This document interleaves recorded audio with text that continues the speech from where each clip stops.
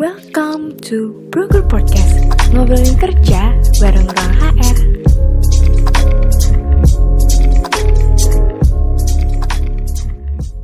Halo Sobat Hero, kembali lagi di Broker Podcast, tempatnya kamu cari informasi seputar pekerjaan. Masih sama aku, Habibah, dan narasumber kita, Kak Febri Natariga.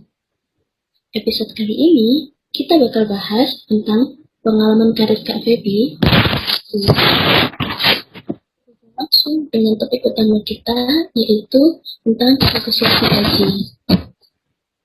Nah, di episode sebelumnya, kita udah ngobrol dan dapat insight baru, mulai dari cara negosiasi gaji dengan perusahaan, hal-hal yang harus dihindari saat melakukan negosiasi gaji, cara negosiasi yang baik buat fresh graduate, dan tips and trick lainnya. Nah, biar kalian dapat pemahaman yang lebih lengkap, kalian bisa langsung cek broker podcast kita di episode sebelumnya. Nah, sama kayak sebelumnya nih Kak, buat mempersingkat waktu dan ya kebetulan saya ada interest tersendiri sama bidang human resources ini. Jadi saya mau langsung mulai aja gitu. Ya, boleh. Nah, ini langsung pertanyaan pertama, human resources supervisor. Nah, nanti ini biar gampang saya singkat jadi HRS gitu aja Kak ya, soalnya panjang Ya, boleh. dan ribet gitu. Nah, pertanyaan pertama, HRS itu kerjanya kayak apa sih Kak? Gambaran kerjanya, tanggung jawabnya, dan seterusnya. Khususnya kayak di tempat kerja kakak yang sekarang ini. Oke, baik. Terima kasih buat pertanyaannya. Saya coba jawab.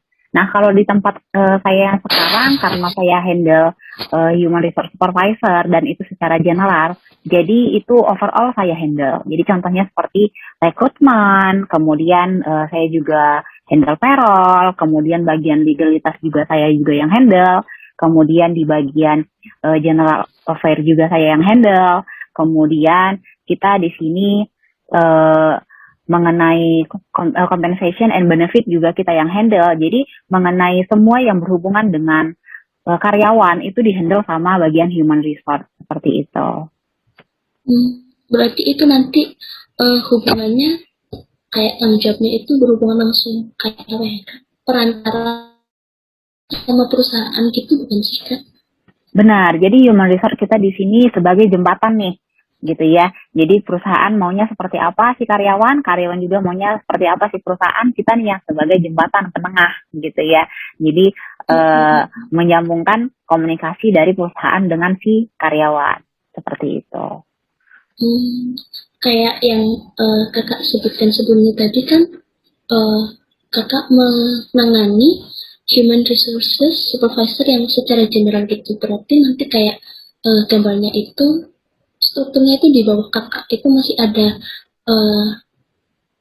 bawah-bawahnya lagi gitu ya? Iya benar. Jadi kalau di perusahaan saya sekarang, saya ada membawahi 3 orang. Nah, lalu ini sih saya juga penasaran banget. Kalau mau jadi seorang HRS itu, sebelum pendidikan dan skill apa aja sih Kak yang diperlukan gitu? Oke, baik. Kalau mengenai pendidikan, kita sih balik lagi ke perusahaan ya. Cuma kebanyakan perusahaan prefer psikologi. Kenapa? Karena kalau untuk di human resource itu pasti kita menghandle psikotes. Nah, psikotes itu pastinya ada di pendidikan psikologi. Skill yang harus kita miliki adalah seenggaknya kita bisa melakukan psikotes, kemudian kita juga bisa berinteraksi dengan banyak orang karena kita nanti bakal ada interview atau apa segala macam. Ketika misalnya si karyawan ada masalah, kita juga harus bisa handle. Kemudian mengenai kode etik itu juga kita harus tahu karena nanti di sini bakal ada pasal-pasal mengenai legalitas, kemudian mengenai disnaker, ya itu semua kita juga harus paham. Kemudian seperti yang saya bilang tadi, kita itu nge-handle payroll, jadi otomatis kita juga harus bisa hitung-hitungan. Nah, di psikologi itu kita juga belajar statistik. Jadi overall itu mengenai skill di psikologi itu, skill yang dibutuhkan di HRD itu ada di psikologi seperti itu. Cuma emang ada beberapa perusahaan yang nge-hire kayak misalnya kayak hukum, manajemen gitu ya. Nah itu mungkin di sana nggak pakai psikotes atau misalnya mereka ada staff yang misalnya basicnya psikologi tapi hanya sekedar nge-handle psikotes seperti itu. Atau kadang mereka ngambil pihak ketiga eksternal untuk psikotesnya seperti itu. Berarti sebenarnya ya balik lagi ke kebijakan perusahaannya itu sendiri ya Kak ya. Ya benar. Nah, kalau boleh tahu nih Kak, udah berapa lama sih Kakak bekerja di bidang ini? Kayak boleh juga sekalian diceritain suka dukanya Kakak bekerja di bidang ini gitu. Oke, kalau untuk di human resource saya sudah, kalau untuk di posisi supervisornya ya, itu saya dari 2016 sampai sekarang. Cukup lama ya, mungkin gak ada jenjang karir gitu ya. Nah, tapi kalau untuk human resource itu emang dari lulus kuliah, kebetulan saya dari psikologi, lulus kuliah dari 2013 sampai sekarang saya di human resource. Kemudian sukanya sebenarnya banyak ya. Jadi kita semua karyawan otomatis pasti kenal kita. Karena kita yang hire mereka.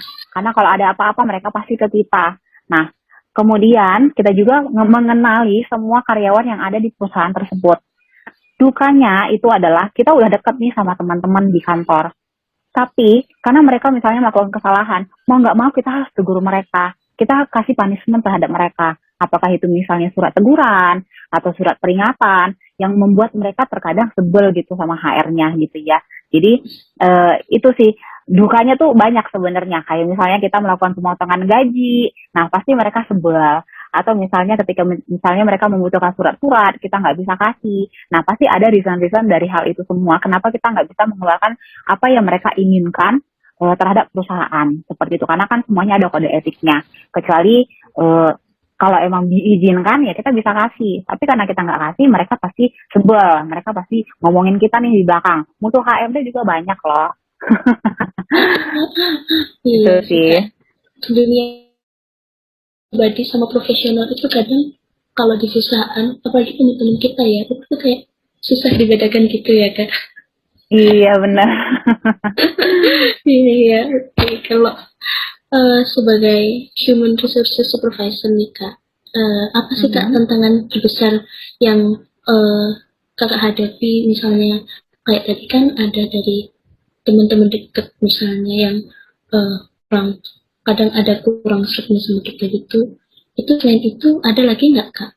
Terus gimana sih Kakak menghadapi tantangan itu juga? Tantangan terberatnya sih yang tadi aja ya, paling berat gitu ya. Yang lainnya sih masih bisa ke-handle. Cara menghadapinya terkadang di luar jam kerja, saya ngobrol sama mereka gitu ya. Jadi kita main misalnya kayak makan bareng atau apa. Nanti kita bisa sampein, sorry ya karena dunia kerja sama dunia di luar pekerjaan ya kita harus bisa bedain seperti itu. Jadi kita ajakin komunikasi lagi, tapi terkadang banyak karyawan nggak mau terima itu gitu ya, masa sih nggak bisa bantu gitu, atau misalnya mereka kasih kita uang nih gitu, atau misalnya mereka jajanin kita, ya mau nggak mau kita sebagai human resource kita harus profesional seperti itu. Jadi kita omongin baik-baik, kalau misalnya mereka bisa terima alasannya kita, ya kita bisa berinteraksi dengan baik lagi. Tapi terkadang banyak yang nggak mau gitu ya, banyak yang ngejauhin kita seperti itu. Misalnya kita misalnya papasan aja mereka suka ngehindar gitu. Jadi ya mau nggak mau kita sebagai human resource ya kita harus kita harus netral lah. Kita nggak usah mau terbawa suasana, ya kita ajakin ngobrol aja. Kalau misalnya mereka nggak mau nyapa kita, ya kita sapa balik aja gitu. Maksudnya kita aja ya duluan yang sapa. Kita harus legowo gitu ya supaya suasananya itu jadi enak lah gitu. Jadi nggak usah dibawa terlalu panjang karena emang nanti bakal lama sih gitu. Mereka nggak akan omongin kita banyak gitu. Sampai sekarang saya juga ngalamin itu. Itu sih paling. Wah, jadi sebenarnya antara suka sama dukanya itu, kalau ngomongin suka duka kayak yang pertanyaan lagi, sebenarnya balik lagi ya Kak ya ke gimana cara kita bersikap gitu ya. Benar. Nah, Sekarang masuk ke pertanyaan ini sih Kak. Kan di episode sebelumnya kita kan udah bahas tentang negosiasi gaji gitu ya. Boleh dong Kak cerita sedikit pengalaman Kakak gitu. Dulu gimana sih proses Kakak waktu mau masuk ke perusahaan itu, eh, saat menego gaji itu gimana, kayak apa ya situasi yang Kakak hadapi, terus cara-cara Kakak merespon, dan dari proses itu tadi hasil akhirnya itu gimana? Boleh Kak diceritakan? Oke, ini karyawannya saya atau saya nih yang nego nih? Iya, ya, dari pengalaman Kakak gitu, misalnya dulu pas Kalau dari mau pengalaman saya masuk. aja ya. Oke, nah kalau dari pengalaman saya misalnya saya ngecontohin dua hal ya. Jadi posisinya saya dulu nih sebagai pelamar. Nah, saya sebagai pelamar eh, ya so far sih nggak pernah ada masalah karena saya pasti masuk ke perusahaan yang sesuai dengan gaji yang saya inginkan. Kalau misalnya nggak sesuai, saya pasti cari yang lebih bagus. Nah, jadi ketika misalnya negosiasi gaji, alhamdulillah sih after probation, yearly review, itu kita pasti ada kenaikan. Nah, nggak pernah nggak ada kenaikan. Tapi saya sebagai human resource, banyak karyawan yang tidak banyak juga karyawan yang tidak merasakan kenaikan gaji after probation atau yearly review karena biasanya di perusahaan itu bakal probation yang 3 bulan probation atau 6 bulan probation sama yang setiap setahun sekali karena UMR naik otomatis gaji karyawan pun naik. Nah perusahaan juga pasti banyak pertimbangan. Ini si karyawan dinaikin gaji karena misalnya emang bagus kinerjanya, performanya bagus. Tapi ada karyawan yang tidak dinaikin nih misalnya. Ada karyawan yang baru 3 bulan itu sudah dipromot menjadi tim leader dan gajinya otomatis dinaikin 2 kali lipat misalnya. Tapi ada karyawan yang sudah kerja 2 tahun itu tidak pernah naik gajinya. Nah itu kita balik lagi ke diri kita masing-masing. Kita skill kita atau kita udah berikan apa sih buat si perusahaan seperti itu gitu. Jadi pengalaman saya sih banyak sekali ya kalau diceritain seperti itu. Cuma secara singkatnya sih seperti itu. Jadi ada aja karyawan yang dinaikin dalam jangka waktu dekat, tapi ada dalam jangka waktu lama tidak dinaikin sama sekali. Seperti itu. Berarti apa? Pertimbangan perusahaan itu juga kembali lagi ke tiap person yang kita nilai itu tadi, begitu ya Kak? Benar. Nah, misalnya nih Kak, kita udah berproses seperti yang udah berproses, apa namanya, skillnya itu udah mencoba kita tingkatin gitu, misalnya dari 8 ke 9, terus waktu kerja kita di suatu perusahaan itu udah beberapa waktu, terus performa kita itu setelah dicek itu ya ada peningkatan, tapi saat kita mau melakukan nego gaji dengan perusahaan itu, hasilnya ternyata kita lagi peka sama perusahaan. Nah itu kita seharusnya kayak apa ya yang kita harus lakukan kayak gitu. Oke. Nah, kita bisa balik lagi nih. Kita bisa ngobrol ke atasan kita atau kita bisa ngobrol dengan human resource. Kita pasti cari waktu yang tepat untuk bertemu dulu nih. Nah, kita berbicara empat mata. Kita bisa sampaikan sebagai karyawan, kita itu sudah menunjukkan kinerja yang bagus. Misalnya semua job desk yang diberikan kita sudah kerjain. Target yang diberikan juga kita sudah capai. Tapi tidak ada apa namanya reward dari si company, tidak upgrade salary kita misalnya. Nah, kita bisa minta lagi nih, perusahaan maunya sebenarnya apa. Nah, kita bisa kasih waktu berperusahaan karena terkadang kayak apalagi lagi masa-masa Covid seperti ini, banyak perusahaan yang merasakan ini ya lagi down gitu ya. Jadi keuangannya juga emang sedang menipis.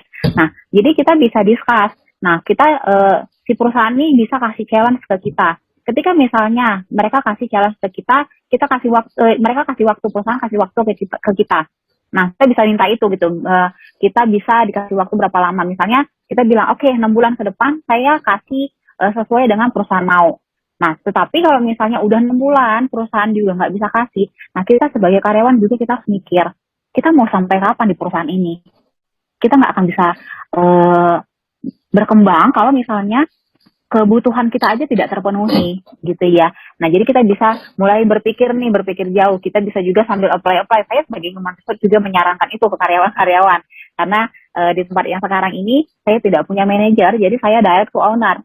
Jadi apa-apa semua karyawan di PT Almi Indonesia itu semua ke saya.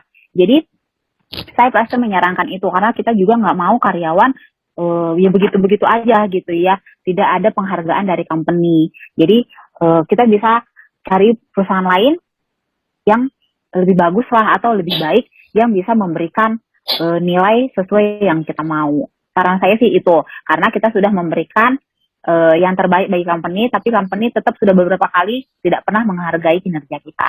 Seperti itu. Berarti ada masanya ya dari perusahaan sendiri itu memang ya kurang bisa memenuhi kebutuhan karyawan, sehingga karyawan juga harus berpikir sendiri gitu Kak ya, langkah sehatnya ketika sudah berdiskusi menemukan jalan buntu ya kayak itu tadi. Benar. Sarannya Kakak. Baik. Ya. Ini selesai, seru banget sih ini pembahasannya kali ini. Benar-benar membuka mata kita itu tentang gimana sih cara kerjanya human resources itu yang sebenarnya. Soalnya kan kita juga sering dengar jabatan di suatu perusahaan itu human resources, cuman kadang-kadang kan human resources itu bekerjanya kayak di balik layar gitu Kak ya. Benar. Tapi sayang sekali ini waktunya juga udah kita cukupkan sampai di sini aja.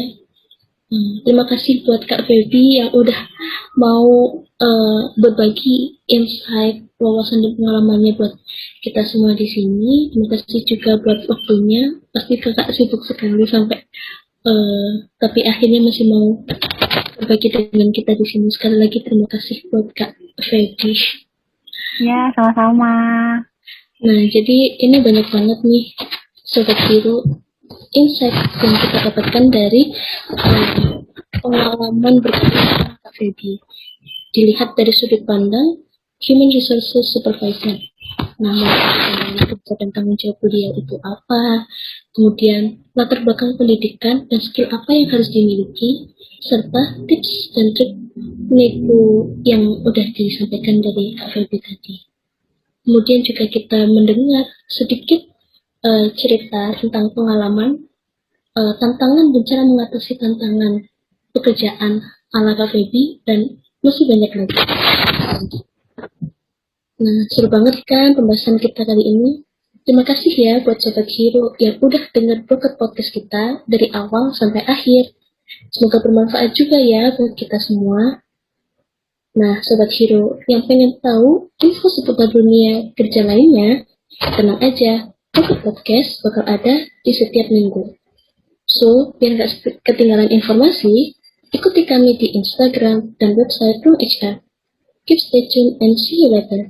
Bye! Cari info dan apply kerja, keluar HR aja. Apply kerja dari rumah.